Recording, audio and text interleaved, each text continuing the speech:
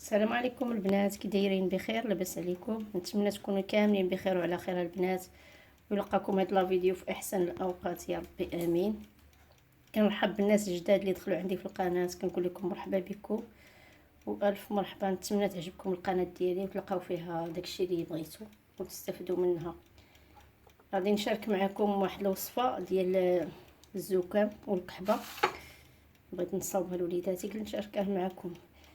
فيها الشريحه، كنشدو الشريحه كنحيدو ليها ديك النباته هكايا ديك الفوقاني ونحلوها ونغسلوها مزيان ونحلوها نشوفوها. عزلوها ديك الشريحه اللي تتكون معسله شويه، ما تكونش ناشفه، تكون شويه معسله.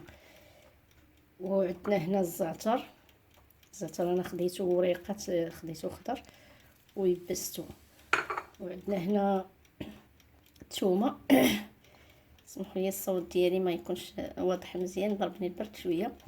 عندنا هنا الثومه وعندنا هنا السكنجبير هذا طري.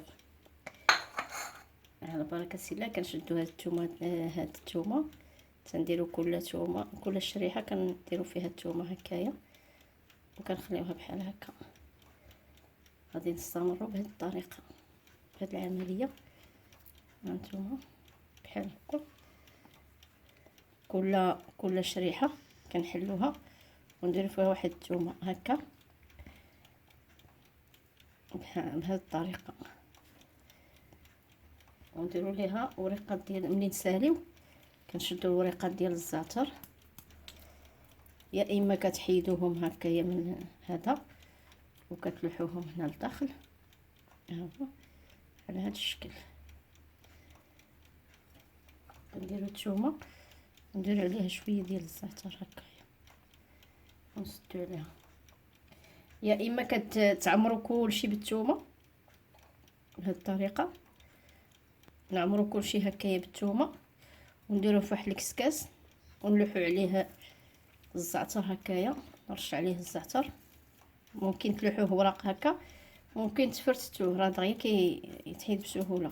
المهم اللي عنده الزعتر يابس كترشو بحال هكا، ولا تديروه في الداخل هكا كل شريحه كتحطوا فيها هكا.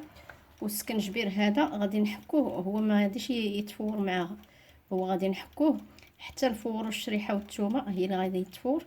وغادي نحكو هذا ونديروه من الفوق ونعمرو بزيت العود.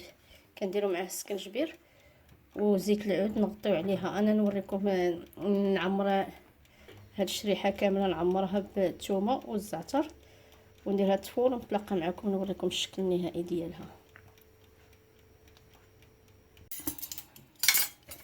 هانتوما يا البنات، من بعد ما درت لي تفورت لينا الشريحه ديالنا مع الثومه، ما تخليوش تتهرى بزاف، تفورها شويه. غادي نهزو شفتوا كيفاش كتجي، نجمعوها في القرعه ديالنا من حدها سخونه، ولكن القرعه خصها تكون معقمه. تعقموا القرعه ديالكم، طيبوها في الماء وخليوها تنشف، ما تمسحوهاش بالزيت، خليوها تنشف بوحدها. دابا نبداو نعمروا الشريحه ديالنا كامله في القرعه. اللي بغى يطحنها راه ممكن يطحنها، اللي بغى هاد العمليه يطحنها ويزيد عليها زيت العود والسكنجبير.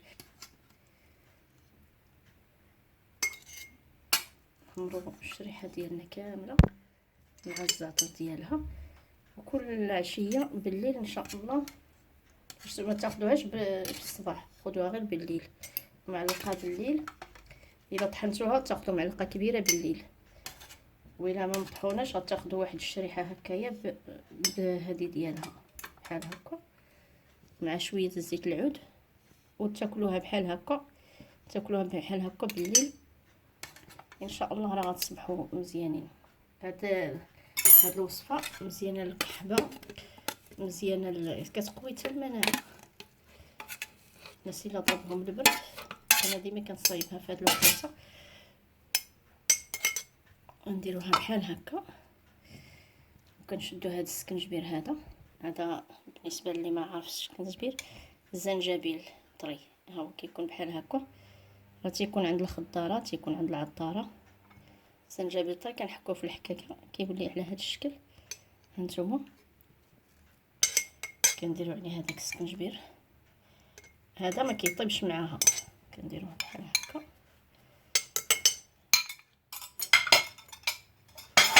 بحال هكا كنجيبو زيت العود. بسم الله. غديروا زيت العود تكون تغطى القرعه كامله بزيت العود. هادشي كامل خصو يتغطى بزيت العود.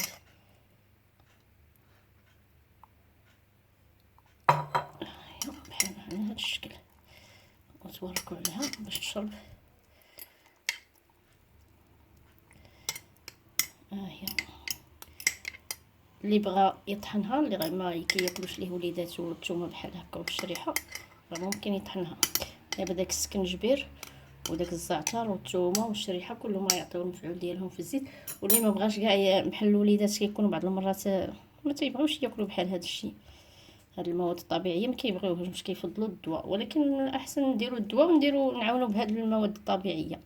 بالنسبه للكحبه راه بعض المرات واخا كدير الدواء ما كتعطل الكحبه باش تعالج. ديروا هاد الوصفه ان شاء الله تنفعكم. ها هي تجيب بحال هكا على هاد الشكل. ما تحطوها لا في الثلاجه لا والو، تكون على برا ديال الثلاجه، حيت الا درناها في الثلاجه تشربوها بارده.